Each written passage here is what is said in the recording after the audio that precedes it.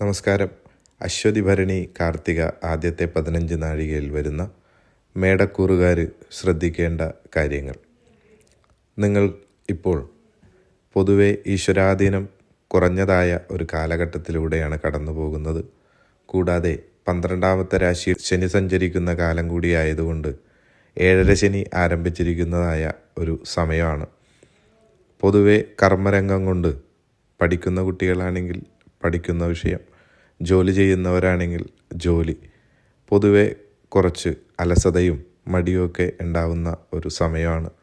പ്രത്യേകം ശ്രദ്ധിക്കേണ്ട കാര്യം, ശാരീരികമായും മാനസികമായും സാമ്പത്തികമായും ക്ലേശങ്ങൾ അനുഭവിക്കാൻ സാധ്യതകളുണ്ട്.